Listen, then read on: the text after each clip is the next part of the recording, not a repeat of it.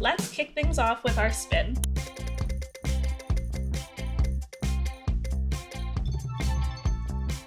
And our first two materials are eyelets and embroidery floss. My first thought was, okay, I'll thread the embroidery floss through the eyelets. Yeah. Did you have any other first impressions? I have lots of pink one at home. Oh! And pink is my favorite color. Uh-huh. Yeah. Because I do some like DIY, I don't know, like taking old clothes that I have and kind of like redoing something with them. This is Material Whirl, a DIY podcast where surprise supplies meet maximum creativity. Every week, I am joined with a new guest to create something unique out of 3 materials. The glue is hot, the ideas are hotter. Let's whirl.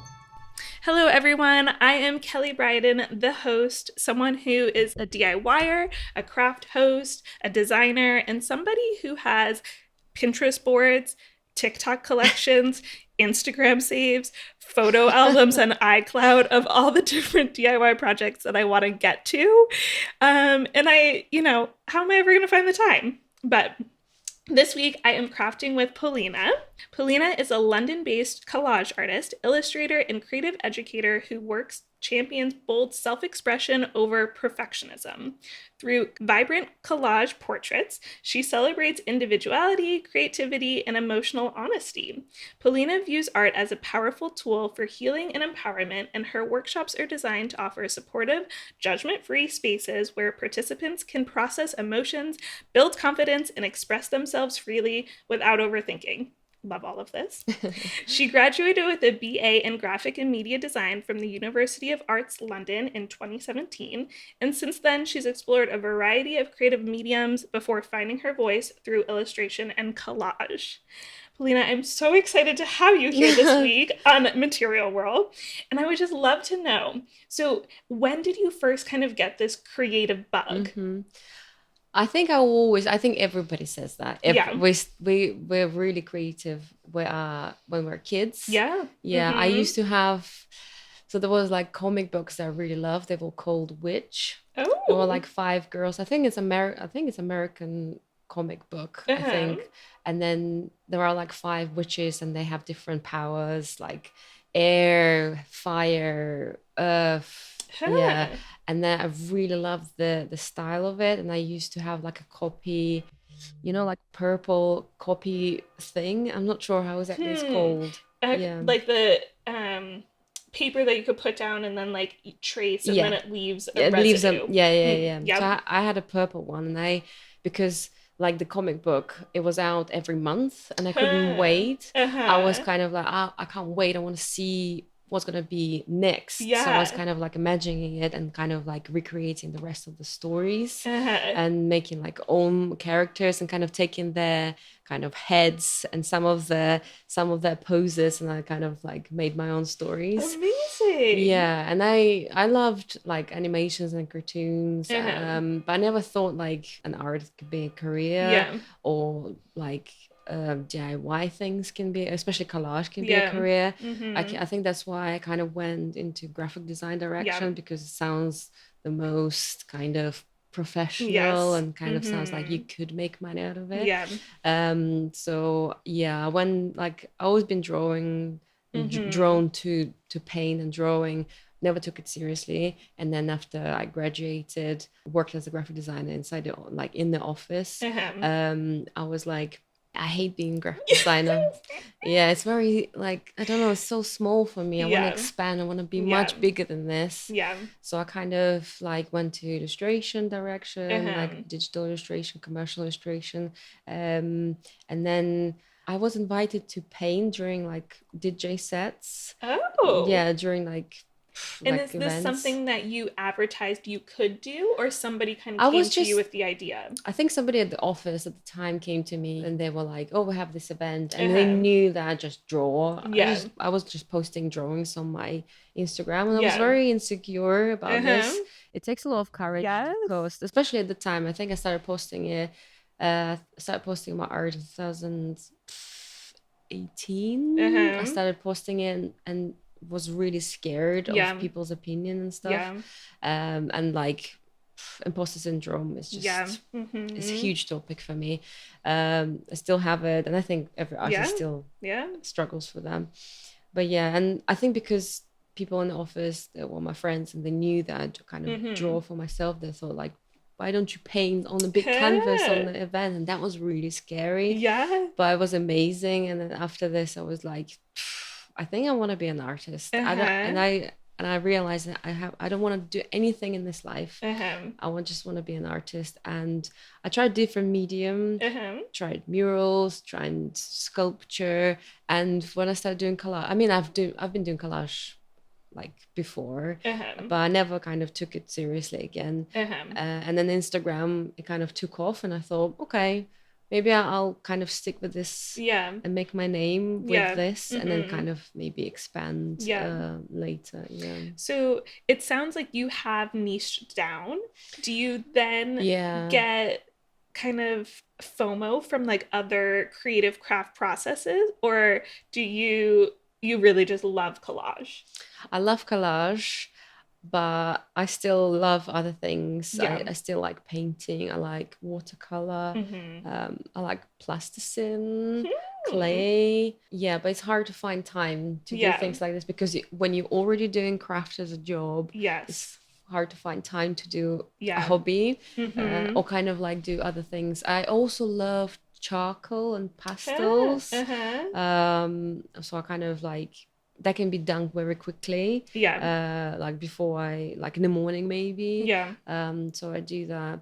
But I kind of like, I can't be posting that all the time. Because you have your niche. But I still want to expand, and I want to do, kind of want clients to know, and I'm still working on this, but I want clients to know that I can do packaging. I can do like, because of my graphic design background, I know how to do how to make a brand, and I want to do more illustration. And that would be so fun to work with start up a brand to then create their identity that has collage influences. That would be so awesome. That would be great. I think that's such a fun way for brands to kind of collaborate with artists who do different kinds of mediums, and not just have the same kind of output of like a normal brand identity. But have a collage brand identity. So fun. But it can be, the shapes can be not only made of paper, the shapes can be digital, they can be made of different other things. So small businesses out there, if you're looking for a rebrand, hit me up on Instagram or email. We're taking on this week's challenge together. We revealed our first 2 materials, so now let's finish the wheel spin of our final material. And our final material is Velcro. Making this week's materials eyelets, embroidery floss, and Velcro. So when I saw Velcro, I was like, oh no, there's no material here that like can hold all of it together. They're all like embellishments on their own, but there's nothing that's like the substance. Curious your thoughts. Well, I could not use paper. Yes. So paper is my base. Became your substance. That holds everything together, basically. What about you? I ended up going with felt. Felt? Yeah. That's very good choice. I was like, okay, we need to have another material in the mix. Because I did kind of think like, oh, could I use the embroidery floss to like make some type of bracelet, and then the bracelet's held together with the Velcro, and like the eyelets are brought in some way. But I knew that I wouldn't wear it. So I really tried to make the projects be something that is useful or is art in my space or something. And I was like, okay, I know that I'm not a jewelry wearer in that way. So I was like, we've got to add in another material to bring all of these together. But they're all kind of fashion related, textile related. So I think your choices like makes sense. But I ended up going a whole different direction. Oh, twist.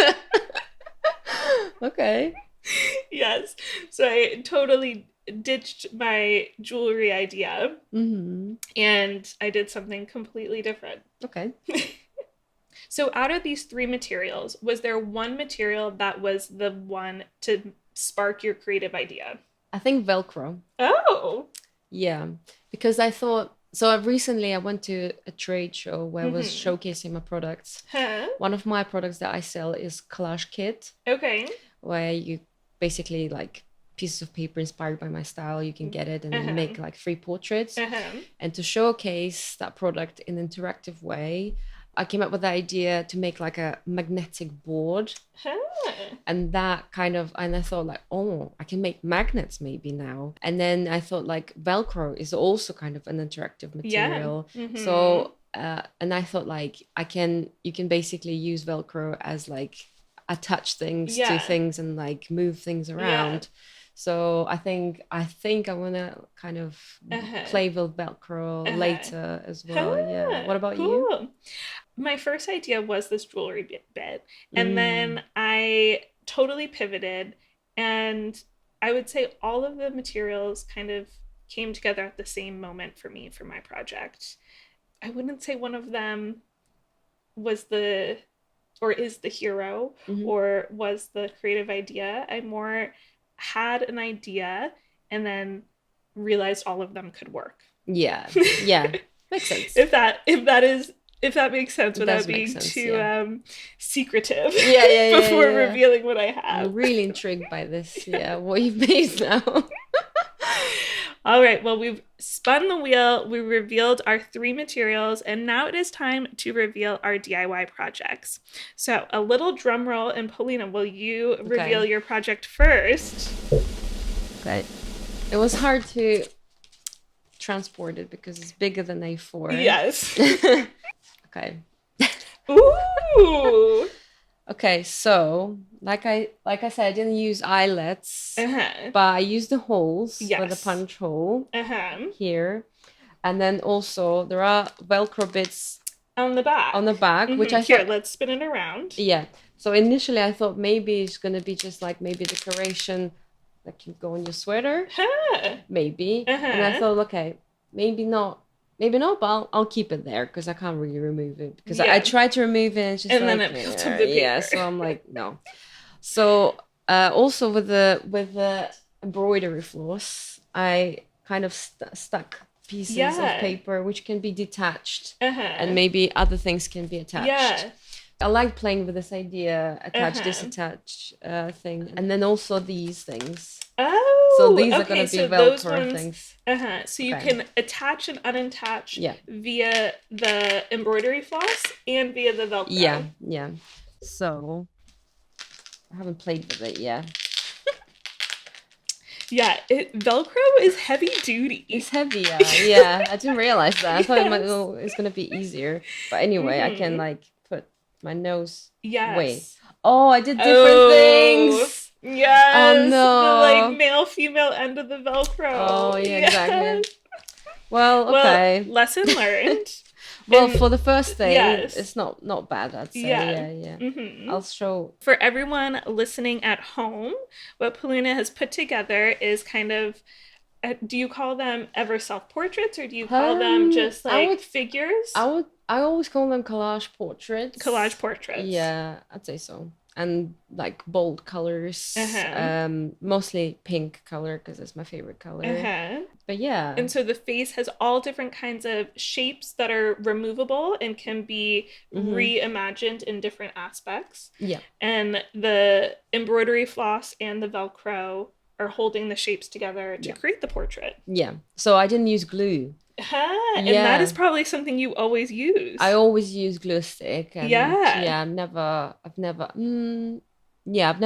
never used something else instead of, with the magnetic board, I use like not magnetic, but metallic board, and I use magnetic paper to stick on the paper. So it's interesting to find another way to kind of stick put paper. everything together. But I think I'm gonna play with this again. It's kind of cool for the first try. And you can hang it on maybe somewhere on the wall.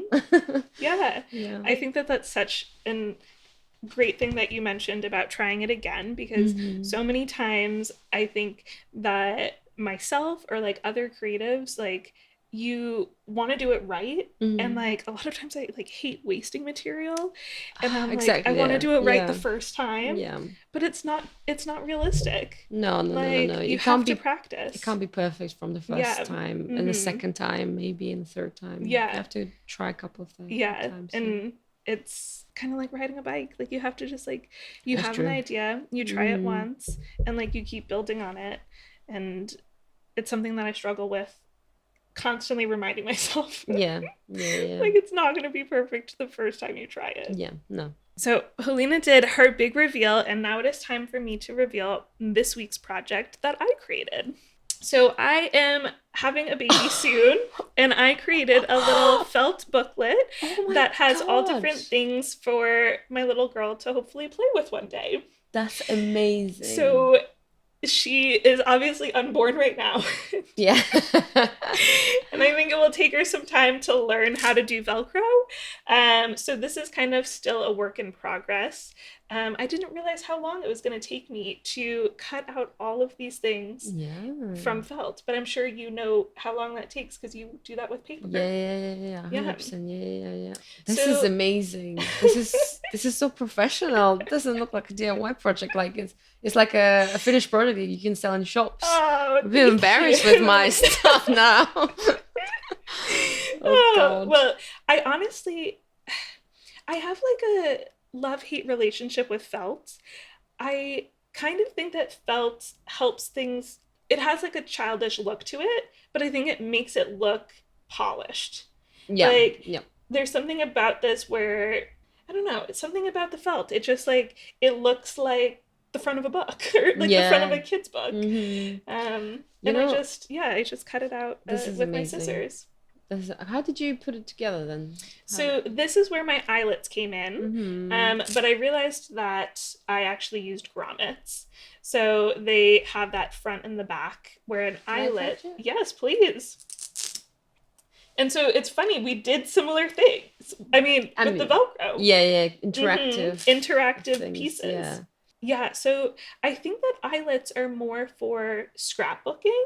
Yeah. And then grommets are more for like fabrics. That's what I've learned from my little bit of Google searching. Yeah, okay. So yes, I ended up using the grommets for holding the book together. I used the embroidery floss to fold the felt in half to give it some more like stability.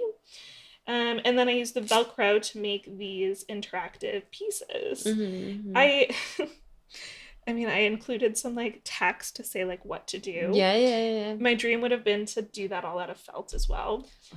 Too much. And so then my next page is like her little outfit. So and she can get dressed. This is so cool. And I had like the embroidery floss like as her hair.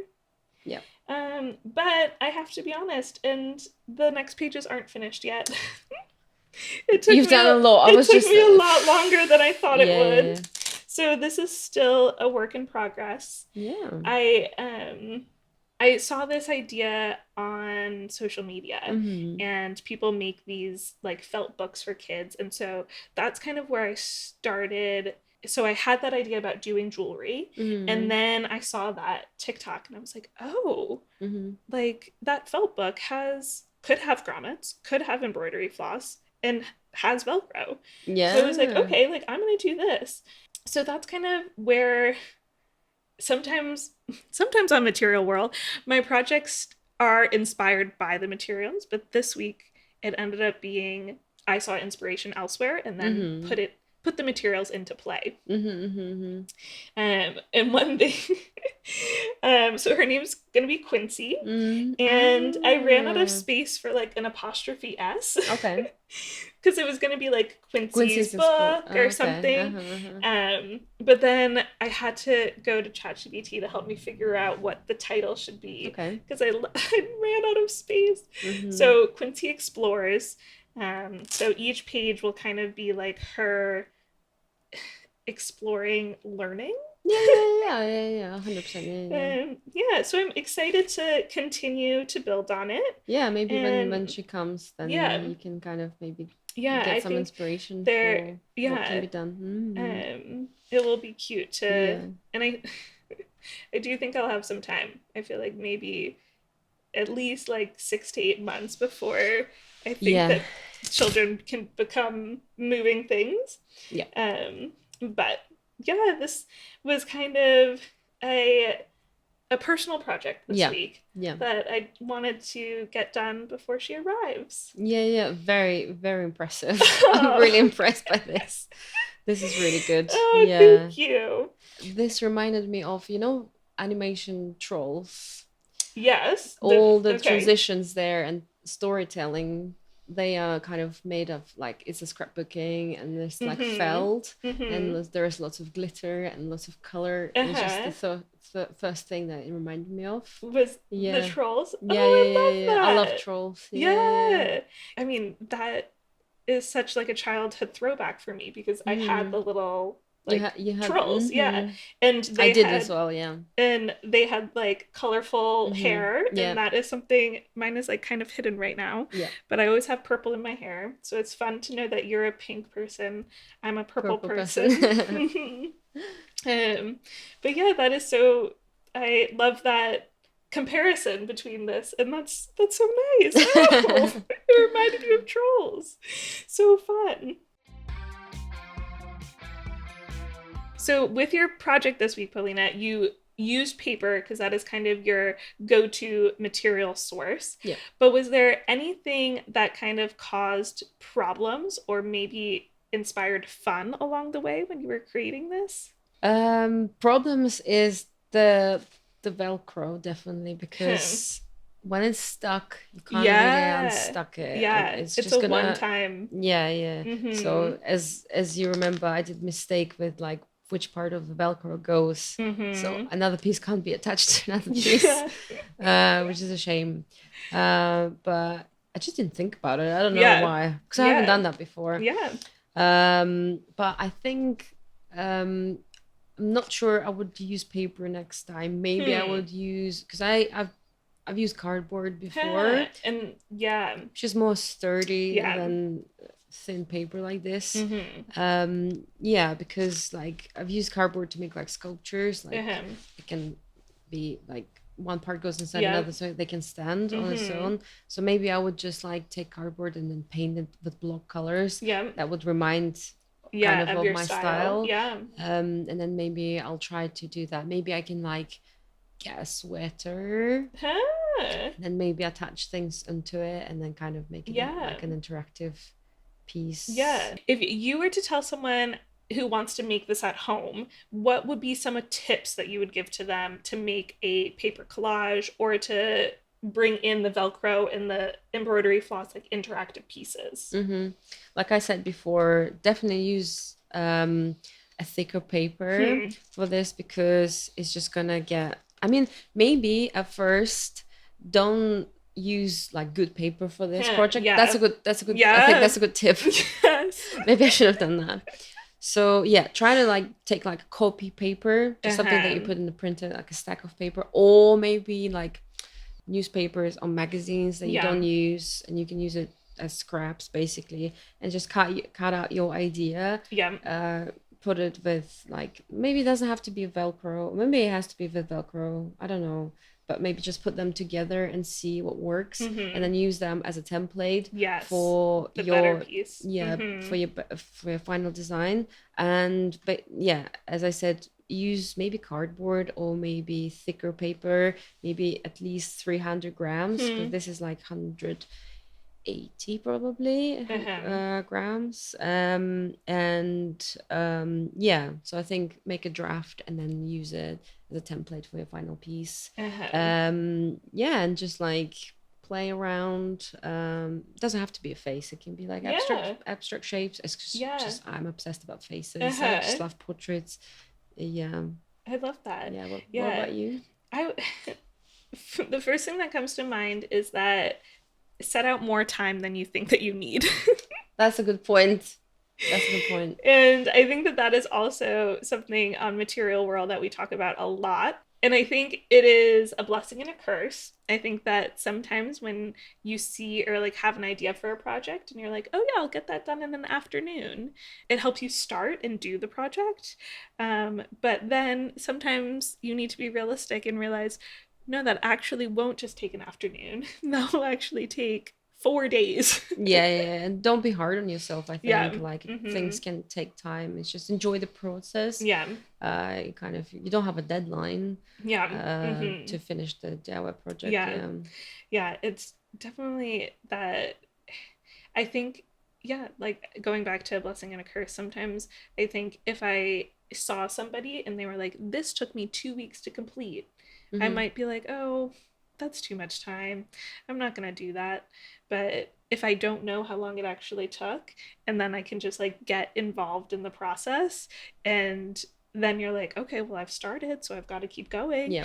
Like that is kind of better for me and how my brain works. Mm-hmm. So like this, I realized how long it took me to do these first 2 pages. Yeah. But I'm excited to finish the rest and to be like inspired by meeting her soon to then create the other pages.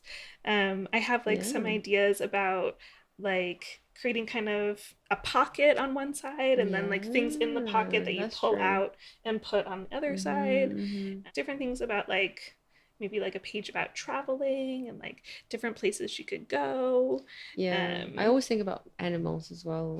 Yeah, animals would be great. Yeah, maybe like I saw one inspiration where they had a mouth and then like the lips kind of flipped up and then there was like a toothbrush on one side and you like brush the teeth. Oh, that's very cute. So very different cute. things like learning toothpaste and yeah, toothbrush. Yeah. So helping, some of them will be different, they'll all be like learning pages, different kinds of learning. Yeah. There is a lot of inspiration like in bookshops. Yeah. So it's like in the UK, so there is a great selection of like books for kids, interactive ones. They look amazing. Like I want to buy them myself. Yeah. They're really good. We've started her library, and it is something where I don't know if they say like you when she is still within you to start reading to her. And it's been so fun to start reading all of these children's books, and we've had so much fun like picking them out, and like she's going to be the year of the snake. So that is like one book that we read last night about the snake. Nice. Yeah, I think children's books are amazing. And yeah, maybe you could do one of those one day. Yeah, sure. That sounds cool. I mean, I want to do a book as well, because I'd like to have a product that can be sold for at least £30.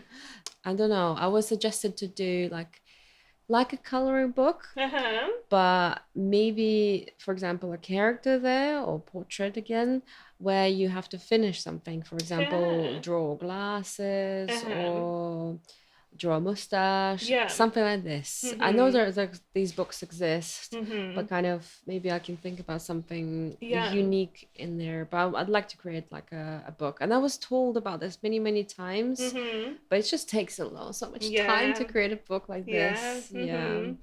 Yeah, it's one of those things where I have these ideas and I'm like, ooh, I just need to go on a creative retreat. Yeah, and just that's true. Put myself somewhere for a week and like just hone in on this idea and like get it done. But life moves really fast, and it's hard to just go on a creative retreat for a bit and focus on one idea. Yeah, that's true. But yeah, that sounds like maybe what this book needs. It needs you to go on a creative retreat. I know. Yeah. One day. I know. I still have like some presents that I got but like making a candle like out of clay. I still have this like as a present from Christmas, and I was like, I'm so excited to do it. And I just never done it. I haven't done it this year. It was just like I just look at it and it just gives me so much sadness and that you haven't gotten to it. I haven't done. I don't know. It's just like also like there's always paper on my desk. You have to like clear all of it. Yes, the crafting mess. That's another issue where Yeah. you're like, oh, if I have a mess started, then it's sometimes easier to like keep going. Yeah. But then if I don't have a mess started and I know a project's gonna create that mess, I'm like, oh gosh, Yeah, yeah, do I yeah. want to go down that route right now and Yeah, create the exactly. mess? Yeah, yeah, yeah, yeah. And do you do all of your work in your home or do you have a studio space? So I have one of the bedrooms in my Mm. apartment is my Mm-hmm. studio basically. Yeah. Yeah. So one of the bedrooms. So we have one bedroom where we sleep, and then kind of a kitchen, living room where my husband works, and he does Mm-hmm. music there as well. When he can't go to the like studio Uh-huh. outside, and then I use one of the best bedrooms, which Uh-huh. has a used to have the bedroom which doesn't have a lot of light, but Yeah. I figured out that light is one of my biggest inspirations. I Yeah. need sunlight. Mm-hmm.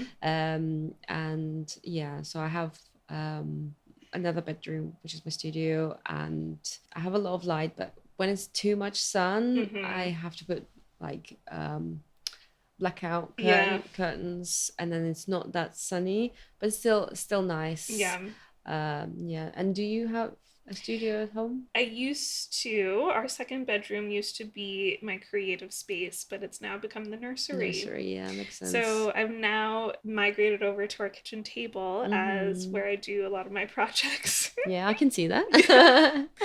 But I think that if anybody is wanting to maybe take their creative practice a little more seriously, I think that having a dedicated space definitely helps. It You're definitely like, helps, yeah. okay, this I know is my messy table, or this is where everything is.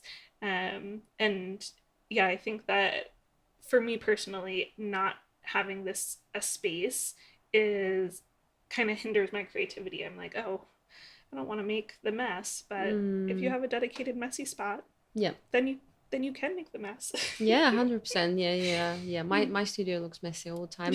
And when I see like other people's studios, or like studios on Pinterest, I'm kind Um, of like, how do you keep it like this? I mean, maybe you just clean it for the yeah, they picture. must clean over the picture. Or like when like other creators, they record their content and everything, Yeah. and on the back is very clear and pristine, and I'm like, How'd you do that? I'm like, I mean, I'm a messy person anyway, and Yes. it's just keeping it clean. It's just impossible. Yeah. Yeah. Another thing I'm always wondering is how people store things, like how creative Yeah. people store things. I'm very curious about storage, but like there are not a lot of ideas how to store Yeah. it, and there are just the same products on Amazon or Yeah. on the website. So how do you store your things? I have an IKEA Pax unit and I have a bunch Mm-hmm. of drawers. And Mm-hmm. then within those drawers, I have them as a creative person that doesn't have a niche, I have like one drawer for paint, one drawer for papers, Yep. one drawer for yarns and embroidery floss. Mm-hmm. But it isn't the perfect solution. Mm-hmm. It's something that is already full. Yep. So I'm like, well, the next time I get another skein of yarn, I don't know where it will go. Yeah, exactly. But then Yeah. within the drawers, I also just use leftover cardboard boxes Yep. as like ways to then separate everything in the drawers. I do that as well, yeah. And Mm. a lot of times, like I'll then sometimes like I mean, I hoard everything. So I save a cardboard box from some type of beauty product, and then Yep. I use that to then put Yep. the paintbrushes in, Yep. and Yeah, yeah, yeah. then I'll like layer boxes on top of each other because living in Oh, there's a wasp or a we bee. had a friend It's gone. living in a city with an apartment, like there isn't space to spread out so much. Like you have to get creative with what you have. My dream would be to have a whole nother apartment just for my crafts. Of course, same. I'd love to have like a separate place. Yeah. Not too far from your Yeah. home. Mm-hmm. So I don't want to Yeah, that's also travel, important. blah Yeah. blah blah. But I would love to have a big space Yeah. where I would have like a huge chest of drawers. Uh-huh. But you know the ones that like thin ones for Yeah, for your paper? paper. Yeah. I love these. They have them in like art shops, I Yeah. think, to when you can look at the paper and stuff. And I would love that at some point, but and they're very expensive. Yeah. I bet. Yes. Okay. Our second call to action is somebody out there, make new storage options for creatives that are Yes. affordable. Yes, that's a good. There is a business for it, I think. Yes, Yeah. definitely. Polina, it's been so awesome to see your project and learn about your creative process and everything that is kind of in between about the creative world. Yeah. I now want to play our signature craft superlative game. So I'm going to ask you a bunch of questions, and you have to answer with a craft DIY material that you think fits that question the best. Okay. Most likely to crumble at the worst possible moment. I think oil pastel or like pastel. It just sometimes snaps and crumbles. Yeah, Yeah. totally. I like Yeah. that answer. A craft supply that's most likely to be confused with food. I think like polymer clay, because it can look like icing on a cake. Yeah. That can be confused Yeah. with food. Most likely to outshine the rest of the project. Maybe, or I think it's obvious. Maybe it's like glitter or it's like sparkling diamonds. Or like Yeah. Yeah, it just draws your eye straight to it. Yeah, exactly. Okay, this one's interesting. Craft supply that's most likely to make a kid cry. First thing I thought slime, but kids like slime. Now what else?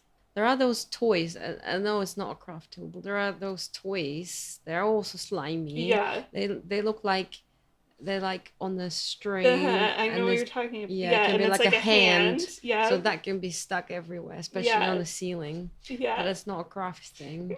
So maybe PVA glue. I actually have a childhood story about getting a craft supply on the ceiling. Oh, really? Yeah. I had gotten a new set of paints, and I always craft like in our basement. Like that was where we had like all of our crafts.